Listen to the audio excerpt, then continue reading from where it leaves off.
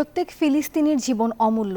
ফিলিস্তিনি জনগণের বিরুদ্ধে যে মানবতা বিরোধী অপরাধ হচ্ছে আরব বা মুসলমানদের জন্য নয়, বরং সমগ্র মানব জাতির জন্য উদ্বেগের বলে বিশ্বসভায় মন্তব্য করেছেন অন্তর্বর্তী সরকারের প্রধান উপদেষ্টা ডক্টর মোহাম্মদ ইউনূস।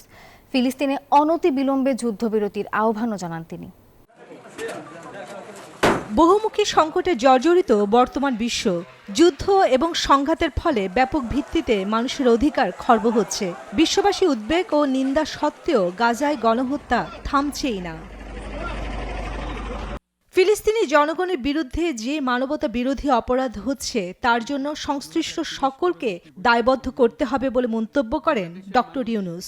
ফিলিস্তিনের জনগণের বিরুদ্ধে যে মানবতা বিরোধী অপরাধ হচ্ছে তার জন্য সংশ্লিষ্ট সকলকে দায়বদ্ধ করতে হবে।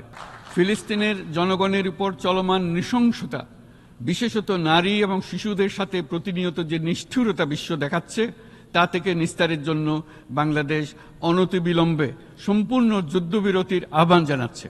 দ্বিরাষ্ট্রভিত্তিক সমাধানেই মধ্যপ্রাচ্যে টেকসই শান্তি আনতে পারবে। তাই জাতিসংঘ সহ আন্তর্জাতিক সকল সম্প্রদায়কে সকলকে এর বাস্তবায়নের জন্য এখনই উদ্যোগ নেওয়ার আহ্বান জানান ডক্টর ইউনূস। এনজিওর কিস্তি প্রথমবার বিকাশ পেমেন্ট করলেই 20 টাকা ইনস্ট্যান্ট ক্যাশব্যাক। গত 2.5 বছর ধরে ইউক্রেনে চলমান যুদ্ধে বহু মানুষ প্রাণ হারিয়েছে। এই যুদ্ধের প্রভাব সর্বব্যাপী, এমনকি বাংলাদেশের অর্থনীতিতেও এর নেতিবাচক প্রভাব আমরা অনুভব করছি। আমরা তাই উভয় পক্ষকে সংলাপে বসে বিরোধ নিরসনের মাধ্যমে যুদ্ধের অবসান ঘটানোর আহ্বান জানাচ্ছি। গত 2.5 বছর ধরে ইউক্রেনে চলমান যুদ্ধে বহু মানুষ প্রাণ হারিয়েছে। এই যুদ্ধের প্রভাব বিশ্বব্যাপী, এমনকি বাংলাদেশের অর্থনীতিতেও এর নেতিবাচক প্রভাব পড়েছে।